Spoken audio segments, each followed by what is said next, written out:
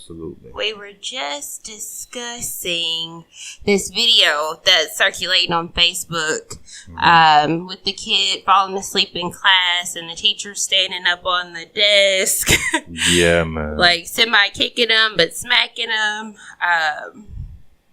There's a lot of outrage or fake outrage, I think we decided it was.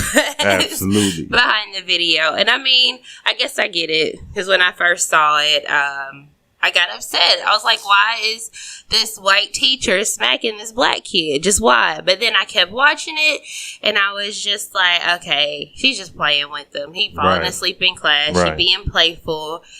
She's being the class clown of her classroom, kind of in the video.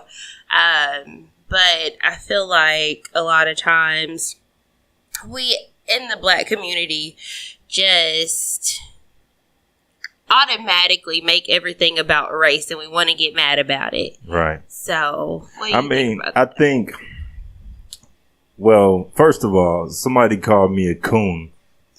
I've never been called a coon a day in my fucking life, so I was pissed off. I have, I thought it was a chick.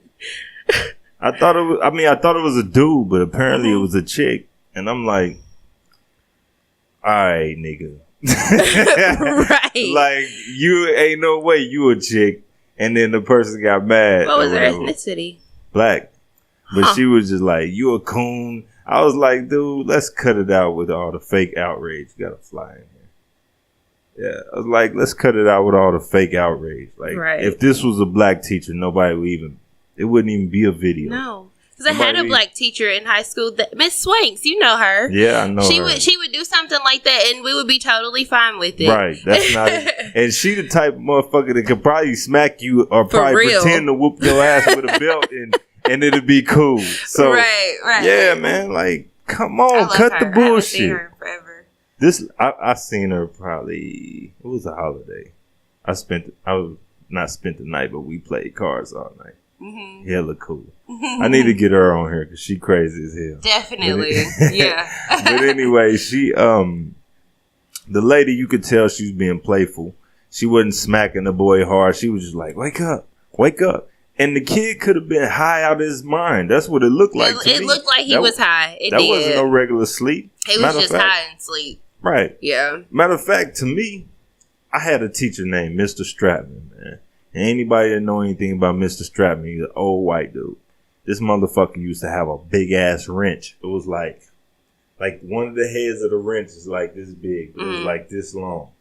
And he would drop it on the floor or slam it on your table while you sleep. Mm-hmm. You know what I'm saying? Or your desk while you sleep. Yeah. And I'm like, I would much rather have a teacher stand up there like, hey, wake up. And she was just making a joke of it. I'm like, why are we so outraged about the smallest shit? Right. It's not really just black people. I just think people on social media are conditioned to react to videos. Mm-hmm. It's like, I think it's because of social media, too. Yeah, I agree. I think it's because of social media. I agree.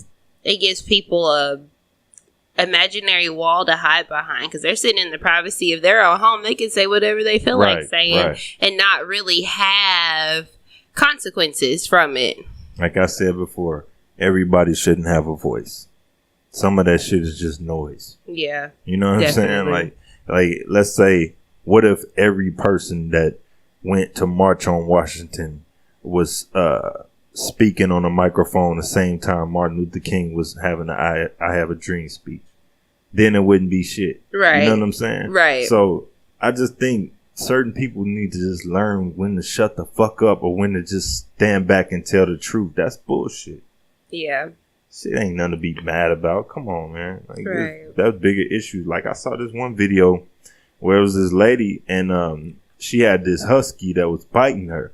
And she was flipping the husky on his back, which you're supposed to do.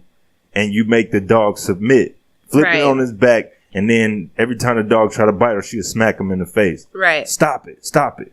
And people was like, oh, we're going to sign a petition. She works at FedEx. We're going to get her a job and all this shit for for dog abuse, animal cruelty. And I'm like, what the fuck? Like, what is she supposed to do? Just let the dog bite her? Right. Just die. Because at some point, if the dog don't stop, it could kill her.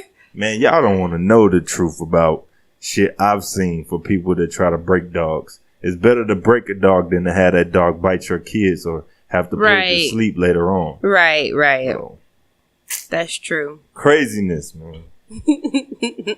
I'm sorry I went too long, but I'm big on that issue. No, it's okay. That is why we are here. Right. That's crazy, man. People are nuts. Always. It drives me crazy. Like, there's this one lady, she's from New Orleans. She's a teacher. You may have seen her because she has a pretty big following, but her Instagram is Nola Rubia Garcia. I don't know. I've probably seen her about. But she's a teacher and born and raised in... Huh? I thought you said her. I did. I said she's. Didn't you just say he's a teacher? No, I said she's a teacher.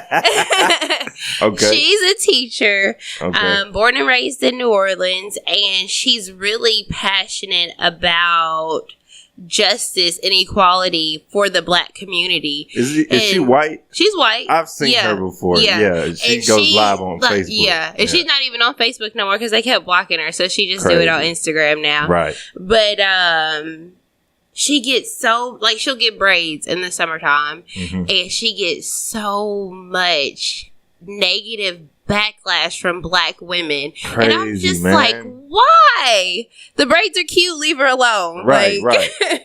I don't. Oh, I could talk about that for days. All that cultural appropriation bullshit. Cut it out. Right. Oh, that makes me sick. Like, we get mad at different races for adopting our lingo, our fashion, all this other shit. But at the same time, I won't say we, but a lot of times Black women adopt, different cultures, races. I mean, different races. Wigs cultures. and weaves. Wigs and weaves. Look at Nicki Minaj with this Chun-Li shit. Right. Now what if and the Barbie stuff before that. Right. What if some Chinese lady did a song called Harriet Tubman? Man, people would lose their fucking minds, man. Yeah, social media would it'd be crazy. Right. Come on. I can only imagine. Come on. I didn't even think about that. She is Chun-Li right now, and right. And she even making little, like, I work with this Chinese guy. His name, we call him Tom, but his name is Wong. And he talked about that, and he's just like, that's not cool. Why is that cool? Right. He's like, first of all, Chun-Li is a fictional character, but there's people actually named Chun-Li. Right. And the words that she was saying in the song was just like, what do you call them? Like, what's the word? I can't even think of it. But they were like stereotypical words. Gotcha. You know what I'm saying? So, okay. Like, come on, man. Like if Eminem said nigga. Right, everybody would be mad about. Okay, yeah, I got you. And then that's another thing. Black people kill me because we like to pick and choose which races are cool and which people can say what. You know what I'm saying? Yeah. Like if it was a certain, I don't know, if there was a Spanish woman that talked like Cardi B. Cardi B is part Black, but let's say she's fully Spanish and she talked like Cardi B. We'd be like, oh, that's cool. Why is that cool? Because but it ain't cool for J-Lo to say nigga. Yeah, that don't make sense. see, if I'm gonna let one Spanish woman say nigga, I'm gonna let them all say nigga. Right. And I'm guilty of that too. Since you put it like that. But I have a Vietnamese friend, and she slipped up and said nigga one time, and I was cool with it. I was like, you're a woman of color, it's fine. And we just went on about it. Me, I'm completely different. But it's like my upbringing is not normal, you know what I'm saying? Like I was like this shit was beat into my brain early. Like my grandma used to force me to watch Roots and shit. Like when I was a kid, just to learn the history and all this other shit. So I never ever thought it was cool for somebody of a different race to say it. But like certain people say it, I won't say it's cool, but I'll be like, that don't sound right. But then certain people would say, right. Yeah. And I could have been partial because that's my friend. Right, We're really, really good friends. But right. I'm usually like, nah, don't say that around me at all. They don't, a lot of them just don't understand the history behind that word. At all. And they're always like, well, y'all say it. Okay, that's us. Right. You can't do what we do. See, I was watching this one video and these guys were talking about what happened with Kendrick at a rap concert. And you know the song, Man Down, Where You From, My Nigga. He brought this white girl on stage and she was singing it. And he was like, whoa, whoa, whoa, whoa, whoa. He was like, you got to bleep out one word. You know what I'm saying? Right. And everybody in the crowd was just like, yeah, you got to bleep out what word, what you thinking. And she was like, oh, I'm sorry. But like, how do you feel about that being a lyric in a song? Because to me, I kind of liked what he did, but there's people who's like, it's a lyric in a song, but I'm like, Still, yeah. I guess like when it comes to, I feel like you should bleep it out. Like if you're not supposed to be saying it, you don't even say it when it's in a song. Like you know when to do that in front of your parents. Right, exactly. Or in front of like my papa, that's a pastor. Right. He'll say nigga in the pulpit. That's a whole other subject for a whole other day, though. But it's just like any other, like you said, in front of your parents, in front of your grandparents, at work, you don't use the same language that you do when you're just around friends and or siblings and stuff like that. But and Kendrick Lamar, he make music for us. I'm sorry. Yeah, he don't make it for white people. He make it for us. So he was well within his right to do what he did. That brother's very woke. I wish more rappers was like him. I swear. Yeah.